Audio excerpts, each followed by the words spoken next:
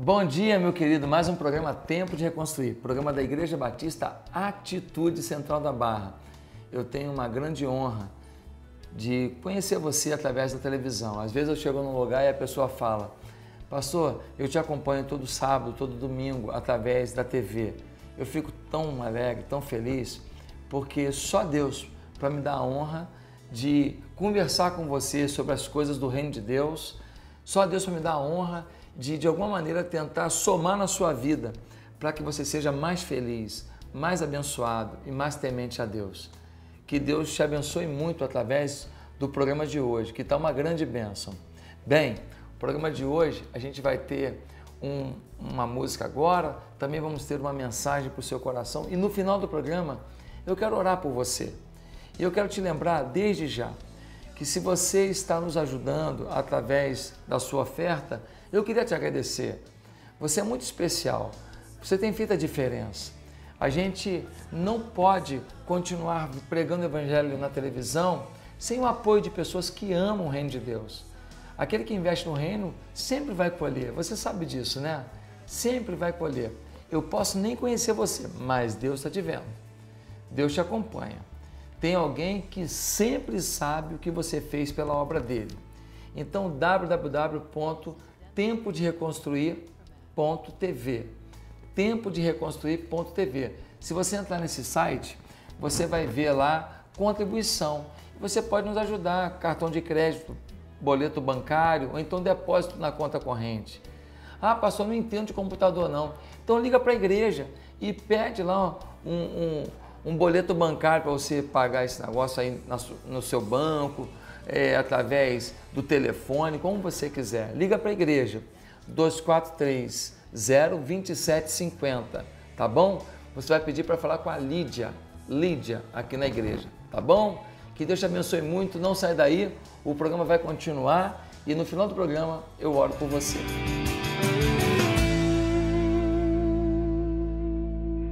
Eu vou contar a história de um rei. E essa história, ela tem um início assim promissor. Pensa no início que você fala assim: esse cara vai bombar, esse vai avançar, esse vai conseguir. Mas infelizmente o desfecho da história dele foi lamentável. Eu quero contar para você a história de um rei que jogou fora uma oportunidade assim que qualquer homem na vida gostaria de ter. Você sabe que quanto mais oportunidade você tem, maior a repercussão do seu fracasso. Quando uma pessoa te conhece, se você faz uma besteira, uma pessoa sabe a besteira que você fez. Quando 10 pessoas te conhecem, você faz uma besteira, 10 pessoas sabem. Quando você tem uma visibilidade maior, 1.000 pessoas, 2.000 pessoas, 1.000, 2.000, 10.000, 15.000 pessoas saberão da sua fragilidade, do seu fracasso. Jeorão foi colocado como rei de Israel. Agora o detalhe interessante é o seguinte: nós temos os reis de Israel e de Judá. São duas, o reino está dividido. Ele, na verdade, ele é o rei que está em Jerusalém, em Judá. Ele é o rei que está substituindo o seu pai, que foi um homem de Deus, um homem cheio de Deus, Josafá. Em Judá, alguns reis se abandonaram a fé, mas alguns ainda se firmaram. A parte de Israel, porque o reino era tudo Israel, mas agora está dividido entre Judá e Israel. Esse reino de Israel, a maioria dos reis andou no pecado. E teve um rei lá, chamado Acabe, que era casado com uma mulher muito legal, chamada Jezabel. Esse casalzinho, pensa num casal ruim. E o filho de Josafá, que era o rei de Judá, ele acabou se casando com quem? com a filha de Acabe. Josafá foi um homem de Deus, um homem temente a Deus, apaixonado. Ele só não teve muita influência sobre o casamento do filho. A influência dele foi ruim nisso aí. Ele não desfez uma aliança que, ao invés de converter, atrapalhou a fé de Jorão. E diz o texto que Jorão, ele assume o reino com 32 anos, não é mais um garoto. Ele conviveu muitos anos vendo seu pai reinar, ele tinha um exemplo de vida à sua frente, ele tinha um modelo à sua frente, ele já sabia o que ele podia fazer, ele já sabia o que ele não podia fazer, ele não é um anônimo que apareceu, fica de rei aí, não. Ele é o filho mais velho, ele foi preparado por 32 anos para ser rei,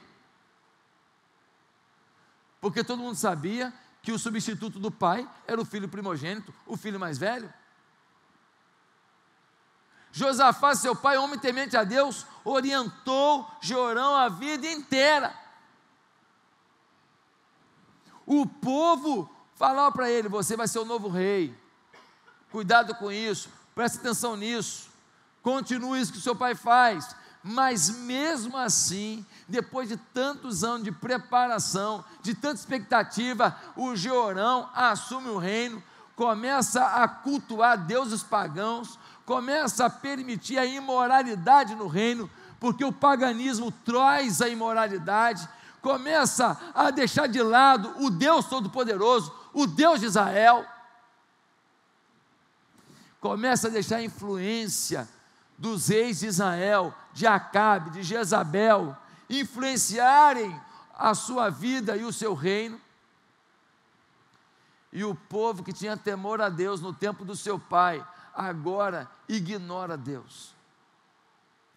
O povo que estava prosperando, avançando com Josafá, vencendo, botando medo nos inimigos, agora esse reino está fragilizado, esse reino está dividido, esse reino não está vivendo abundância, e começa agora um ruído entre os reinos ao redor, de que eles não estão mais com essa potência toda não, que eles não têm mais essa unidade toda não, que o Deus de Israel não está com eles mais não, que eles não têm mais a capacidade de se defenderem mais não, e aí começam as rebeliões.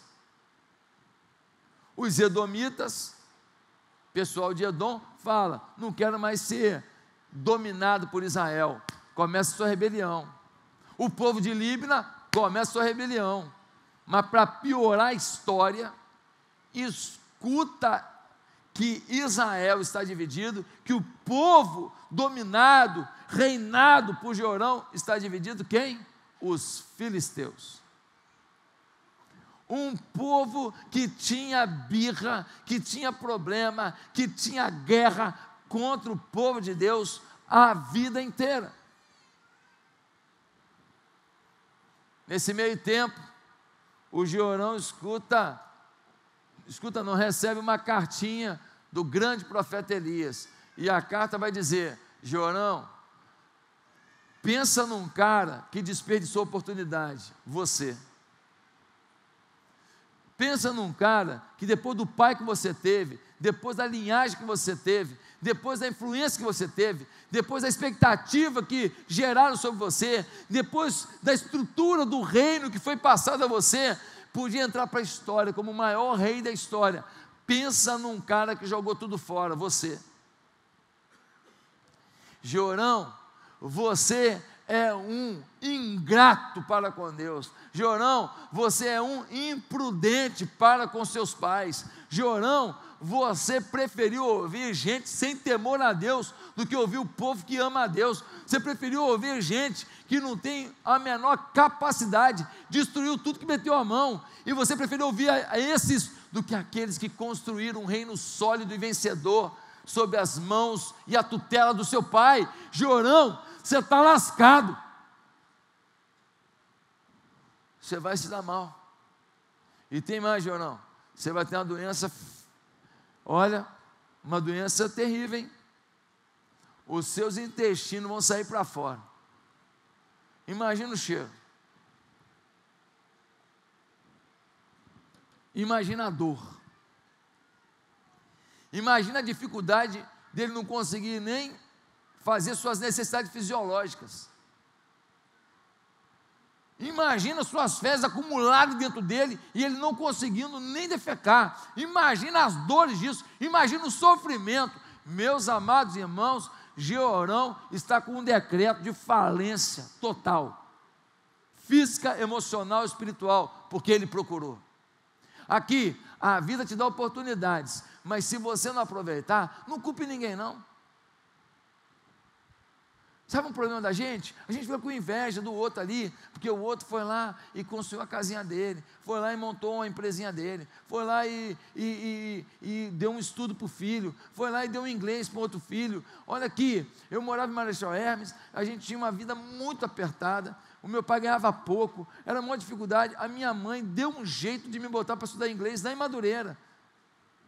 E eu ia de ônibus sozinho para Madureira. Falou, não, eu tenho que dar alguma coisa para esse menino. Ele tem que fazer alguma coisa, ele tem que ter um diferencial. Com 17 anos, eu estava formado no inglês e eu tinha datilografia.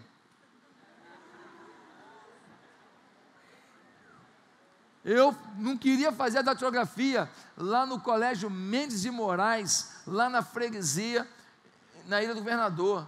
E eu ia para lá com aquela pastinha que você coloca de um lado e do outro, a borrachinha, era toda um plástico assim, riscadinho, né? Eu ia com aquela pastinha, fazer a SD, cedilha, cá, né? Eu não lembro mais aquela sequência não. Hein? Você fez com datilografia? Quem fez? Quarentões, bem-vindos ao culto. Bem-vindos, quarentões, ao culto. Vocês são muito bem-vindos aqui. Irmão, com 17 anos, eu estava formado em inglês e isso, sabe por quê? Porque a minha mãe falou assim, se a gente faltar amanhã, a gente não tem uma casa própria, a gente não tem dinheiro para deixar, a gente não tem como deixar uma casa para o filho. Meu pai não tinha casa própria nesse período e tudo, mas eu vou deixar uma profissão para você poder se virar. Agora você quer tratar filho de pobre como se fosse milionário, ele fica o dia inteiro jogando FIFA. Não, filho de pobre tem que fazer datilografia, se deixa de ir a cá. Tem que se virar, vai fazer um curso no Senac, vai lá, prepara ele para a vida, ele vai valorizar a vida. Um dia eu inventei que eu ia trabalhar com um camarada lá da igreja, lá de Marechal. Eu tinha meus 12 anos e tinha uns meninos trabalhando com ele, arrancando estofado. Arranca grampo, bota tecido, e os meninos lá da igreja trabalhando com ele, ganhando dinheiro. Eu resolvi que eu ia ganhar dinheiro também, eu queria ganhar dinheiro. Minha mãe deixou. Eu devia ter uns 11, 12 anos, eu fui trabalhar para ser funcionário do Paulo Lemos. Eu fui para lá, de vez em quando ele vinha aqui na igreja visitar, o Paulo Lemos. Aí eu fui lá, cheguei lá, meu irmão, comecei a trabalhar arrancando grampo, aquele negócio, furando o dedo o dia inteiro. Chegou na hora do almoço, nós fomos comer num pé sujo, pensa num pé sujo, daquele que tem aquele pernil, que já está embalsamado. É embalsamado, cara. Olha, aí eu comi aquela comida, imagina um corpinho que só come comida da mamãe, comendo aquele negócio. Irmãos, comecei a passar mal, ter febre, e eu tentando trabalhar, me levou para casa passando mal, fiquei 3 dias com diarreia, dor de cabeça, sofri pra caramba, e até hoje não ganhei minha diária. Eu falo com ele sempre, Paulo Lemos, vai pagar quando? Até hoje não me pagou minha diária daquele dia, mas minha mãe deixou eu passar por aquilo. Eu aprendi que a vida é difícil, hein? Eu aprendi que a vida é difícil. Gente, infelizmente, não é tão simples hoje a gente fazer certas coisas. A gente tem medo até dos nossos filhos ir daqui para ali. Eu sei como é que é, mas nós precisamos dessa consciência de que desperdiçar oportunidades vai gerar falências, vai gerar doenças emocionais, espirituais, familiares, existenciais, e que depois não adianta chorar e botar a culpa em ninguém. A vida sorri para a gente, para todo mundo aqui. Deus abre uma porta, Deus coloca um trampolim para todo mundo aqui. Agora, se você não quiser saltar do trampolim, o problema é seu. Está pegando fogo aqui atrás, a piscina é boa, a água está boa, mergulha que é melhor, salta, avança, empreenda, creia. Agora, se você não quiser fazer isso, você vai morrer sem deixar saudade. Pastor, por que Georão morreu sem deixar saudade? Por que ele desperdiçou a vida dele? Deixa eu falar isso de uma maneira objetiva. Primeiro, porque ele ignorou os valores ensinados pelos seus antepassados. Vai dizer o versículo 1 que Josafá descansou com seus antepassados, foi sepultado na cidade de Davi, seu filho foi o seu sucessor. Quem foi Josafá? Um homem de Deus.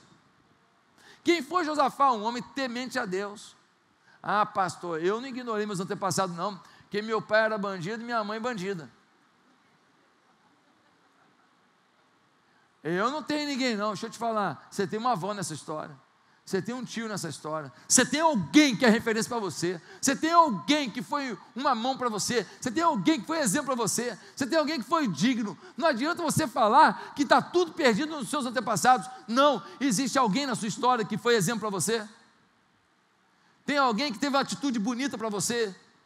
Teve alguém, um tio seu, que não tinha nem escola, mas que era um homem que chegava com aquela sacola de couro cheia de ferramenta, como pedreiro, todo dia com dignidade, chegava, dava um beijo no filho, abraçava a mulher, comia aquele arrozinho com feijão, um ovinho frito, às vezes uma linguiça frita, uma vida simples, um homem digno, honrado, trabalhador. Você tem uma referência. Você tem uma referência. Você precisa olhar para isso, as referências do seu passado. Esse povo aí todo aí, esses políticos ladrões aí, não são todos não, a maioria, mas não todos. A maioria deles teve um pai honesto, uma mãe honesta. A avó é lá da Assembleia de Deus, mulher temente a Deus. O avô era presbiteriano. A outra avó, a outra tia, era freira, fazia um trabalho social bonito. Ele tem alguém na história dele que teve um exemplo bonito de forma de viver. Mas infelizmente, eu nunca vi uma geração que rasga os valores dos seus antepassados. Eu nunca vi uma geração tão desleal com os seus pais, seus avós, suas origens. Tudo que o mundo fala aqui, isso é certo. O seu avô não concorda, sua mãe não concorda, mas essa geração diz assim: dane-se, agora eu acredito no cara da televisão, eu acredito no garoto da malhação, eu acredito no artista global que só fala droga. Eu acredito no comentarista da televisão, no comentarista da Jovem Pan, no comentarista da não sei o que lá, que só fala coisa mundana. Georão ignorou os seus pais. Aqui, jovens, ouçam os seus pais. Vocês não precisam obedecer a tudo, não. Se o seu pai não quer que você venha para a igreja, você vai ter que obedecer a isso.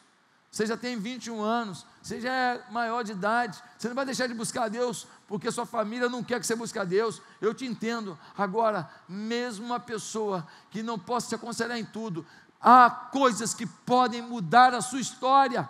Valorize os seus antepassados. Georão ignorou o coração quebrantado do seu pai. O seu pai era um homem piedoso, um homem temente a Deus, um homem que enfrentou batalha só com oração. Um dia, 3 exércitos vieram contra o pai dele. Sabe o que o pai dele fez? Contratou outro exército, pastor. Comprou arma de guerra, pastor? Não. Sabe o que o pai dele fez? Orou e louvou. Enquanto o pai dele orava e louvava, Deus falou: pode ficar tranquilo que eu vou resolver para você essa parada aí. E aí os 3 exércitos, um brigou com o outro brigou com o outro, e os 3 se destruíram, e o Josafá, sem pegar numa arma, venceu uma batalha. O Georão viu isso. O Gerão viu o poder da fé, o poder do milagre, o poder da esperança em Deus, o poder do louvor, o poder da oração. Teve alguém que orou por você. Olhe para esses da sua família. Querido, mais um programa Tempo de Reconstruir, que a gente estava junto aqui buscando a Deus. Eu queria agradecer a Deus esse momento com você e pedir que Deus te abençoe. Seja você num presídio, num hospital, em casa, ou até mesmo num barco passeando e pescando. Não importa. O que importa é que todo mundo precisa de Deus. E no final das contas, o que você viveu aqui na terra vai contar muito pouco. O que vai contar mesmo é o que você construiu aqui para a eternidade com Deus. Se você viveu uma vida muito difícil ou uma vida um pouco mais fácil, o que vai contar mesmo é o que você fez com a sua dificuldade ou a sua facilidade. Se na sua dificuldade você mostrou perseverança e fé em Deus, e se na sua facilidade você ajudou outras pessoas a conhecer a Deus. É isso que vai contar. Vamos orar? Senhor, muito obrigado por mais um programa Tempo de Reconstruir e peço que o Teu Espírito Santo visite cada um desses telespectadores. Faz uma obra linda, poderosa em cada coração, supra as famílias. Meu Deus, que o Teu Espírito Santo domine os corações que oram comigo agora, que haja fé. Que o espírito crítico, que às vezes faz a gente jogar fora a fé e a bênção, que esse espírito seja vencido, mas que o espírito de ousadia, por uma convicção de que a palavra de Deus é viva e é pertinente e é total e é real, que isso tome o nosso coração. É no nome de Jesus que nós oramos agora. Amém e amém. Que Deus te abençoe. Lembre-se de que www.ibeatitude.com.br você pode saber muitas informações sobre a igreja. E Tempo de Reconstruir.tv, você pode clicar ali para contribuir com a nossa programação de televisão. Eu preciso da sua ajuda. Por favor, não deixe de me ajudar. Se você é empresário e quer anunciar o seu produto aqui, você pode ser um patrocinador. 2430-2750, você liga e você passa para a gente o nome da sua empresa, o que você gostaria de anunciar e a gente então vai te dar o preço, tudo bonitinho, é mais barato que você imagina, tá bom? E milhares de pessoas verão o seu produto aqui conosco. Que Deus te abençoe muito, fique na paz, amém. Ei, só um detalhe, não está me seguindo no Facebook, nem no Instagram, nem no Twitter não? Entra aí, me segue aí, quero muito estar junto com você semanalmente, postando coisas para a gente interagir, tá bom? Até amanhã. Só tem um detalhe, amanhã não vai ser às 9 horas da manhã, devido a uma programação que a Band vai estar exibindo em caráter especial, nós vamos passar para 2h30 amanhã o nosso programa. Então, ao invés de 8 às 9 da manhã, vai ser de 2h30 às 3h30. Eu espero você então amanhã à tarde. Você chega do culto, você chega de qualquer lugar, senta em casa, almoça e depois fica me assistindo ali e a gente ora junto, tá bom? Um beijo, fica na paz.